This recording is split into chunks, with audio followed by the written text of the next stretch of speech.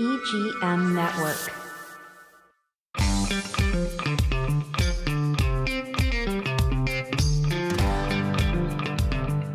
Hi, everyone. This is Mary Lou Ciambriello, and this is Cottage Conversations. Today, we're going to be speaking about curb appeal, and I brought my good friends here and great realtors to talk to you about what you need to do to make your home more appealing. We call it love at first sight. So, Francine, if you do me a favor and introduce yourself and tell us something special about you, and then we're going to go to Jennifer, who's very special as well. Go ahead. All right, I'm Francine McElhenny, and I work at Remax Crown Realty with Mary Lou and Jennifer. And something special about me is I love to travel. And I actually, when I was injured, I became a travel advisor. So I travel all over the place. I try to, and I have to sell houses too. So I sell houses, and I just kind of view myself as a dream maker. So the dream maker of houses and the dream maker of sending you somewhere beautiful for travel. Excellent. Is what I like to do, and we'll go from there. So, okay, yep. Okay, Jennifer, it's your turn now.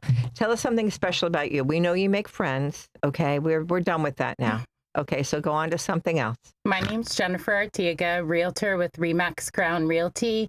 And some things about me that people might not know is I can read and write Spanish, and I can drive stick shift. I can drive stick shift too. In fact, I learned on stick shift. Okay, I haven't driven stick in a long time though. Okay, we're going to get right into curb appeal. We're going to call it love at first sight. Curb appeal is extremely, extremely important. And as realtors, when we go to the front door, we just naturally look at the house and see all the things that have to be done. And believe it or not, it's going to be difficult for us to explain this to you because it's it comes like breathing to us. But we're going to go in. You're going on a listing appointment. We'll start from that. So you pull into the driveway. What is the first thing you do? I'm asking this of you, Francine. I walk up to their front door, and if the bushes or if it's a mess or there's, I visually look at everything around the house to see what the house looks like. What needs improvement. Right, exactly. Because it gives me a kind of an idea of what I'm going to see inside. And then how about you, Jennifer? What do you do? Well, personally, my husband and I keep a leaf blower right by our front door. Mm-hmm. So we're constantly leaf blowing just to keep the driveway clean and the walkway clean, trimming our bushes. It's very important that people understand that curb appeal it really and truly is how we sell a home. The minute it's the first impression, and so when they drive up and they see a house, they're either going to say, yes, I want to go in, or no, or if it's kind of shabby looking, they're going to say, well, the inside's probably the same way as well. So there's so many things that we need to focus on. I myself have a list, okay? It's pressure clean, mulch, and mow. Those are the three primary things that have to be done. How about you? Yes. Yeah. I agree. Yeah. Okay. And then the other thing I do is I worry about the walkway when they go in. I want to make sure that the walkway is clear, that they're not, wrestling or going around the bushes to get into the front door. So you want to make sure that is clear as well. So there's all kinds of things that we talk about. One of the things that we also talk about is what do they need to remove from that front area or from the, from the curb appeal in general, whether it be in the front or the back. But Jeff, we're speaking pretty much about the front. What would you recommend that they not have out front? If they can move their garbage cans to the side of the house. It's not an accessory. Yeah, trash is not an accessory. Yeah, we can put that away. That would be the number one thing I would have them remove. Yeah, and how about you, Jennifer? I would say kids' toys, bikes. Exactly. Just make it look nice and clean. Exactly. Keep those belongings in the garage. And I use exactly a lot. I've been watching some of my podcasts, and I have to find another word. I don't have one yet, guys, but for right now, you're going to have to deal with exactly. And then the other thing that we also do is I want them to check the light bulbs on their exterior lights, make sure that their lights are all working and functioning and that they're all the same light bulb. Okay. Absolutely. A new placemat, a new welcome mat at the door. Do you have a pet peeve? Do either of you have a pet peeve? I do. My pet peeve is when you walk up to the front door and there's leaves or bugs or spiders or the Spider frogs, webs. Yeah. mud. Just clean the front front door area where people have to walk in. The front door is the window of the house. It's the entrance. And how about you, Jennifer? I would say smell too. For me, odor. You know, when you walk I can't up smell to the house. I have broke a really my good nose sense 3 of times. smell. It just doesn't function. It doesn't smell anymore. Also, the other thing that we don't really think about is gutters. Keeping your gutters, especially in Vero Lake Estates. Those gutters get filled all the time, and I don't like it when the doorbell doesn't work. But so now you've assessed the house, and it's kind of schmuggly. Okay, it's really it needs a little love. How do you address a conversation with your seller? What do you do? What do you say?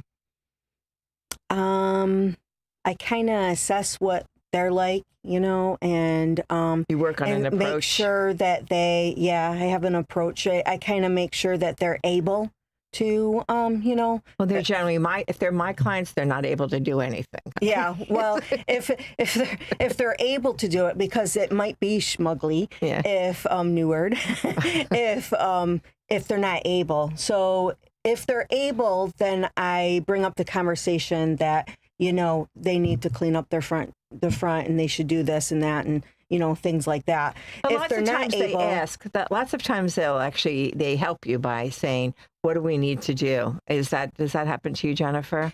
Well, if they are older or they don't have access to doing it themselves or people, then we can refer services. Yeah, but they generally, I find that they'll say, "Well, what do I need to do?" And I generally tell my people, the outside really does matter. I mean, pressure clean everything. They rely on our help. And they do rely on us. They rely on us all the time.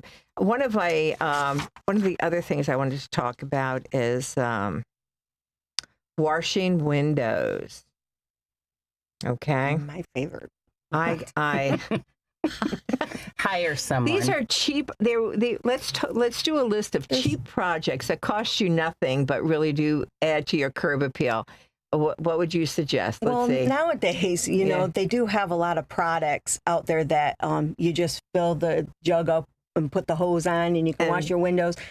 So a lot of there's things that can help with that if they don't like to do those. Items, exactly. And what's a little project that you could say, Jennifer, that they could do that doesn't cost them anything? I mean, you said putting away toys, that doesn't cost them anything. Putting away a trash can doesn't cost them anything.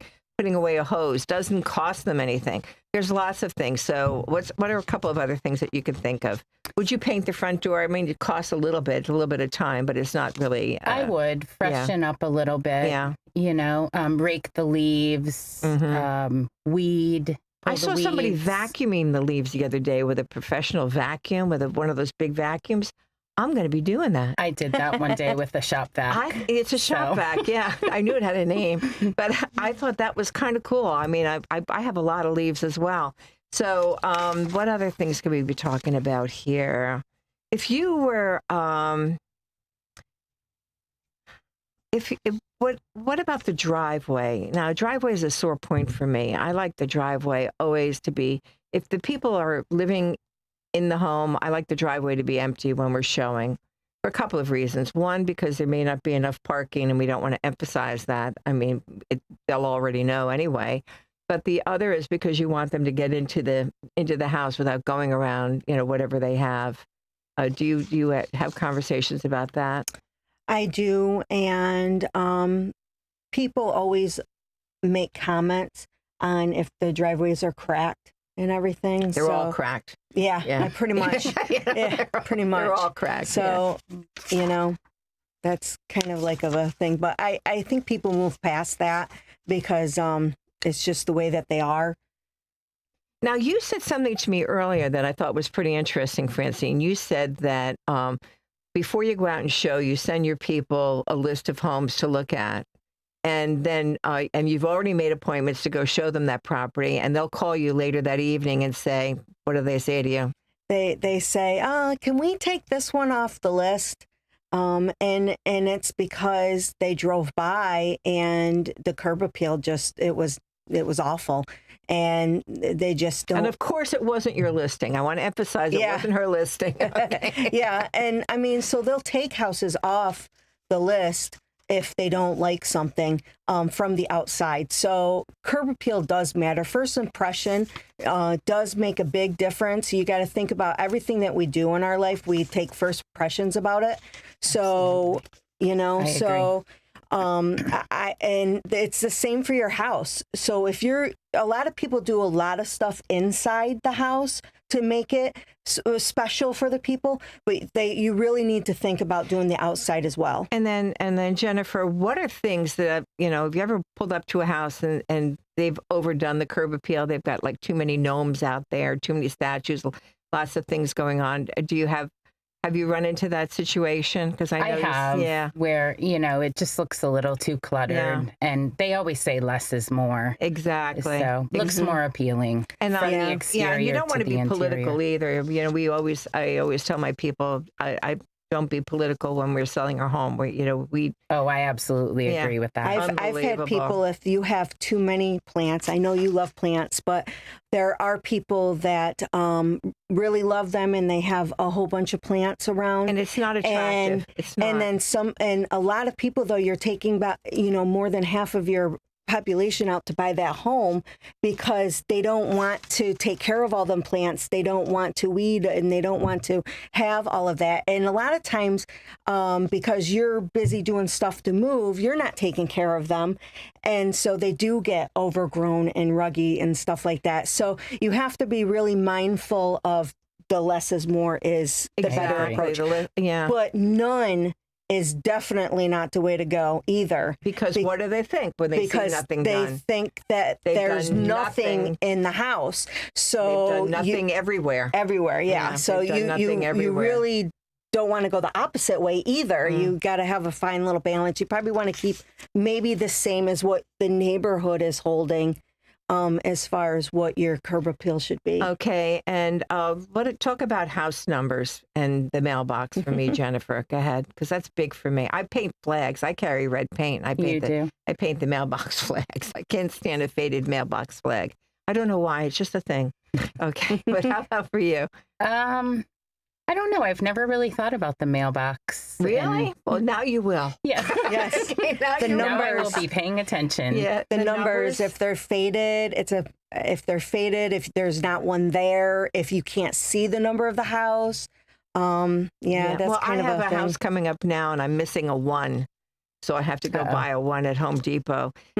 Do you trim? You know, I carry a blower. People ask me why I have a blower in my car, and it's because whenever I go to my houses to show, I'm out there blowing whatever, you know, ever is away, whether it be in the front or the back and that type of thing. And it's a neat tool to have. I love that thing. I mean, we keep it right outside our front door. I'm not talented with it, though. I just don't. I see some people whizzing by, and I'm just sort of like, they just don't seem to go where I want them to go. You know, and I've been doing it for years.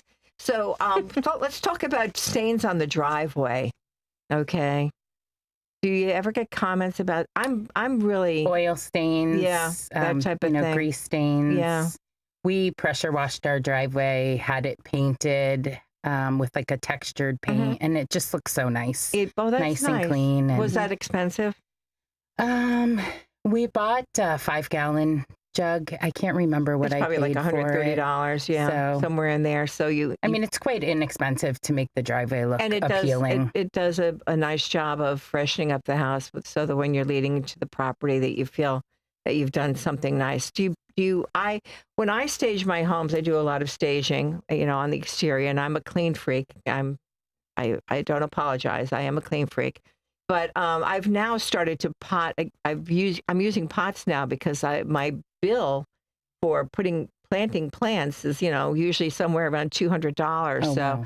I now have pots, and I just bring them to each particular house. I have to bring them. Having a house staged today, or a photos taken today, and I am bringing a plant over to put by the side of the garage, and it will be in a pot so I can remove it. That's very smart, so you can transport them. Well, it's also economical because after a while, you know, absolutely, there's just so much you can do. And what do you say to buyers when they come up to a house and you know that it just might be the right home for them, but it is schmuggly outside, okay? What do you say?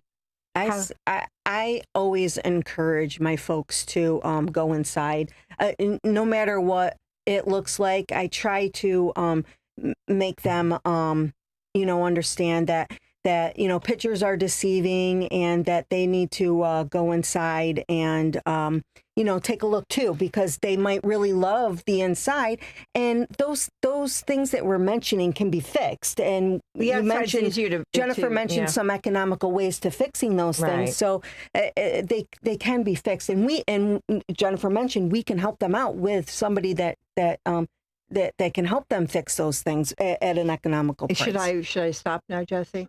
Okay, we're going to stop now for a little commercial break, and then thank you, Jesse. I hope. Can you cut that out?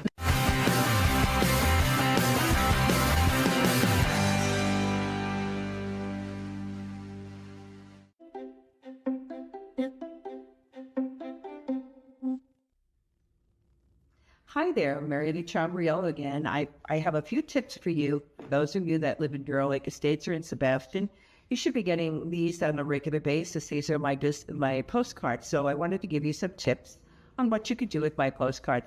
First of all, you can do this. You can take this and you can throw it out, or you can do the right thing, and that would be to recycle it. Secondly, it's a little far, it's a little hot. You can always use it as a fan. Or you can be like my girlfriend, Linda, and she thinks she's funny, and she sends me a picture every time she gets a postcard, and she uses it as a placemat. You get enough of them, you probably have placemats. But more importantly, I have a proven track record. These are all the homes that I've sold. Whenever you get this postcard, you'll notice there's different homes on here. So if you're looking for a realtor, the purpose of this card is for you to keep it, and when you do need a realtor, give me a call. Thank you so much. You have the best day ever, and it is a little hot in here. Have the best day. Ciao for now.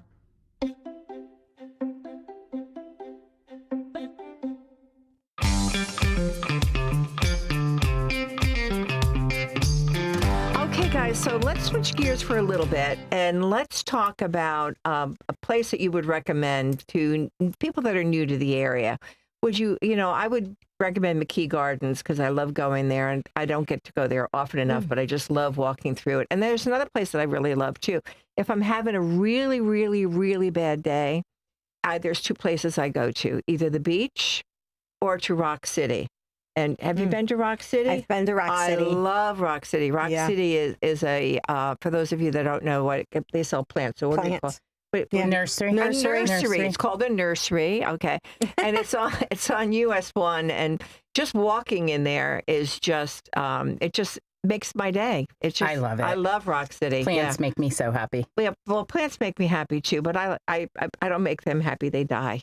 But that's, that's me. But go ahead. So, Francine, where would you recommend people to go if they were new to the area? I actually like the history of the area. So the 1715 fleet for that all the coins and everything like that was lost. The museum. So the museums, and there's two. There's the one that's Mel Fisher right in Sebastian and on US 1, and then there's the one that's over by the beach. I didn't know about the one on the beach. McCurry, I think it is. I could be saying it wrong. I didn't know about that either. But that one is an awesome one as well.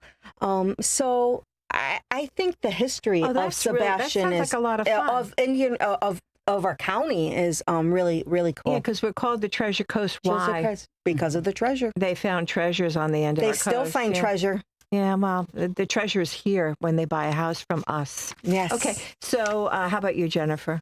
I would recommend the beach, Wabasso Beach. I go every morning for sunrise. It's very peaceful. I meet people from all over. How do you get out of the house that early? I do it for two reasons. I do it for my relationship with the Lord and to take my dog. Oh. He loves the beach. He loves getting in the water. And I just feel some kind of discipline getting myself to the beach. I think that's amazing. I'm up at 5:30 every day, but, I'm not dressed till like 10. And I'm very productive, but I'm not dressed.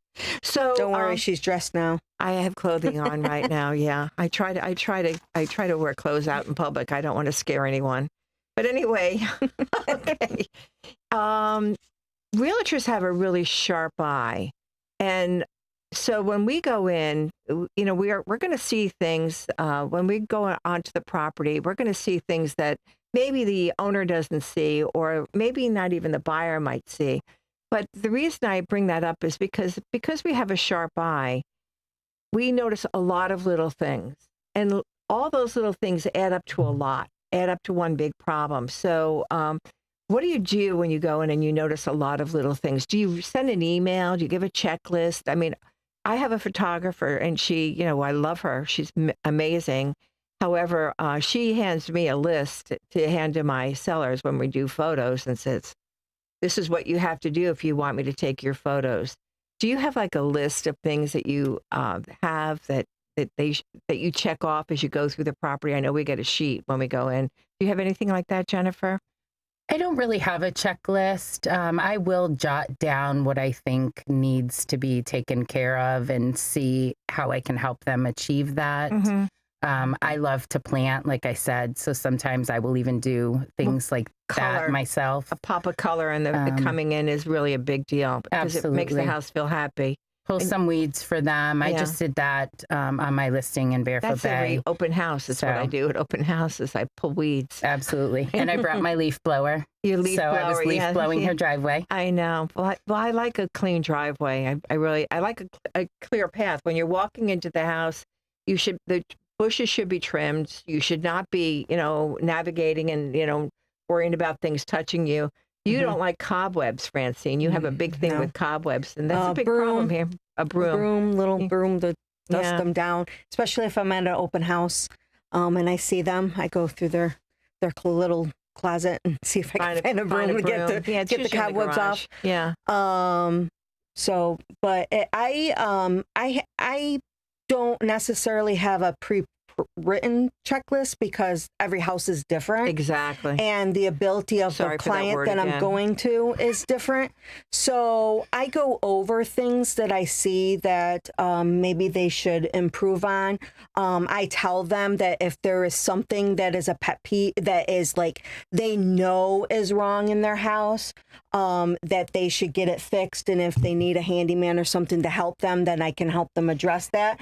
But if they know something is wrong, it's going to be brought up. My thing to them is it's going to be brought up. Even if it's brought up in inspections, it's going to be brought up. So they might as well just do it now to not have that one little tiny negative thing on their inspection, which makes, people a lot happier because it's just taken care of, and it's not even right. Because That's our a good job, point, Francine. and our job as realtors is to solve a problem before it becomes a problem, and that's what a great realtor does. A good realtor solves a problem. A great realtor avoids it totally and tries to get it done beforehand. Okay, everybody, I just really want to thank my guests. I want you all to understand how important curb appeal is, and you want somebody to love your house at first sight. So please take that into consideration. The other thing I want to talk about is at the end of my podcast, if you're watching on YouTube or Facebook, you're going to see a PSA. It is extremely important to me and to so many people who have lived this horror. So I would hope that you'd look at it and help me spread the word. And to my friends here, I cannot thank you enough for being here today. Yes, thank you very much. And if you're looking to buy a home, I always say this: home is the best. It's the most wonderful word, and we all love coming home. And if you want to buy a home, think of any one of us. We'd love to help you. You have the best day ever, and ciao for now. Bye-bye. Bye. Yes, there we go.